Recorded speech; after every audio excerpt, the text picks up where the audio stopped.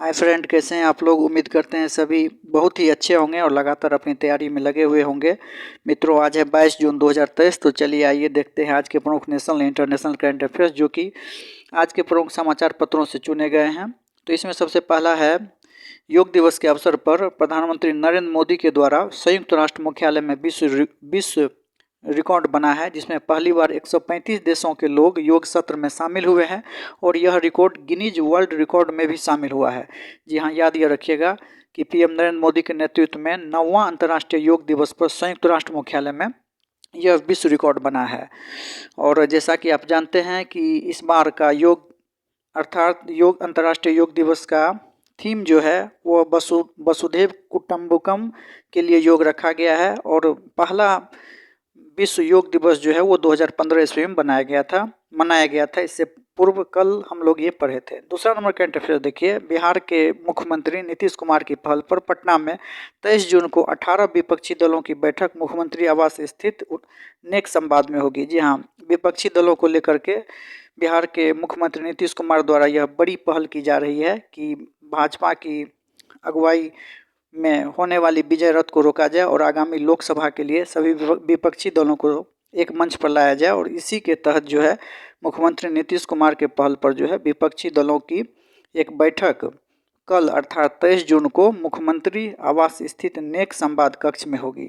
तो याद यह रखना है कि इसके पहलकर्ता नीतीश कुमार हैं और 23 जून को बिहार की राजधानी पटना में विपक्षी दलों की बैठक होने वाली है। तीसरा नंबर करंट अफेयर्स देखिए, बिहार के पूर्व मुख्यमंत्री एवं हिंदुस्तानी आवाम मोर्चा अर्थात हम के संरक्षण जीतन राम मांझी ने एनडीए को पुनः दामन थाम लिया है। जी हाँ, आप जानते हैं कि जीतन राम मांझी इससे पूर्व महागठबंधन सरकार में एक घटक के रूप में थे और वे महागठबंधन में शामिल हुए थे, लेकिन अब पुनः उन्होंने महागठबंधन से अपना नाता रिश्ता तोड़ करके एनडीए में शामिल हो गए हैं। चौथा नंबर करंट अफेयर देखिए, दक्षिण पूर्व एशियाई देश इंडोनेशिया ने 2060 ईस्वी तक शून्य कार्बन उत्सर्जन का लक्ष्य तय रखा है। जी हाँ, याद रखिएगा कि इंडोनेशिया ने हाल ही में यह घोषणा किया है कि वह 2060 ईस्वी तक जो है शून्य कार्बन उत्सर्जन का लक्ष्य तय कर लेगा। शून्य कार्बन उत्सर्जन के संबंध में देखें तो शून्य कार्बन उत्सर्जन की अवधारणा सर्वप्रथम डेविड गार्डेन विल्सन ने 1973 ईस्वी में प्रतिपादित किया था और वर्ष 1990 ईस्वी में फिनलैंड वह पहला देश था जिसने कार्बन टैक्स लागू करने का घोषणा किया था। इस प्रकार हम कह सकते हैं कि वर्ष 1990 ईस्वी में फिनलैंड जो है वो कार्बन टैक्स लागू करने वाला दुनिया का पहला देश था और भारत जो है 2070 ईस्वी तक शून्य कार्बन उत्सर्जन का लक्ष्य रखा है। जी हाँ, वर्ष 2021 की ग्लासगो में होने वाली COP26 सम्मेलन में भारत ने इस बात की घोषणा की थी कि वह 2070 ईस्वी तक शून्य कार्बन उत्सर्जन का लक्ष्य को तय कर लेगा। नेट जीरो कॉन्सेप्ट इस पर बल देती है कि कार्बन उत्सर्जन और अवधारणा का कार्य साथ साथ चलता रहे। हालांकि नेट जीरो का लक्ष्य पाना तब तक मुमकिन नहीं होगा जब तक कि दुनिया जीवाश्म ईंधनों का इस्तेमाल पर रोक, वनोन्मूलन पर पाबंदी लगाने और नवीकरणीय ऊर्जा स्रोतों को बढ़ावा देने के लिए ठोस कदम नहीं उठाती है। मित्रों, अगर आप चैनल पर नए हैं तो चैनल को सब्सक्राइब कर लें। मित्रों के साथ इसे आप शेयर कर सकते हैं। यह आपके लिए काफ़ी महत्वपूर्ण होगा, खास करके यदि आप बीपीएससी मेंस की तैयारी कर रहे हैं तो मेंस के आंसर लिखने में भी ये तथ्य आपके लिए काफ़ी उपयोगी होंगे। साथ ही साथ पीटी के दृष्टिकोण से भी करेंट अफेयर्स का यह पेज आप यदि नित्य प्रतिदिन लिखते हैं तो एग्जाम के समय में रिवाइज करने में आपको काफ़ी आसानी होगी। पाँचवा नंबर करंट अफेयर देखिए, मुंबई में 26 नवंबर 2008 को हमले में लिप्त लश्कर आतंकी साजिद मीर का नाम सुरक्षा परिषद की ब्लैक लिस्ट में शामिल करने के लिए चीन का इनकार कर दिया गया है।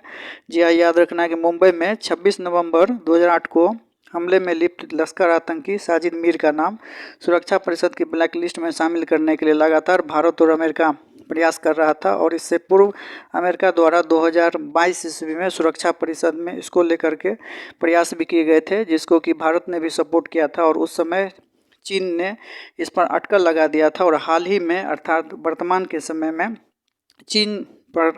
चीन जो है ब्लैक लिस्ट में शामिल करने से इसे इनकार कर दिया है।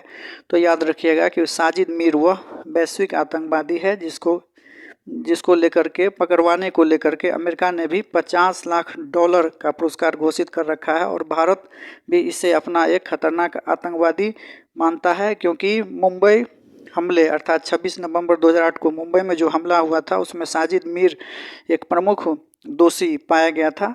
तो भारत भी यह चाहता है कि साजिद मीर को ब्लैक लिस्ट में शामिल किया जाए, लेकिन चीन का रवैया इसके प्रति काफ़ी खराब रहा है और वह वैश्विक आतंकवाद का समर्थन करता आया है।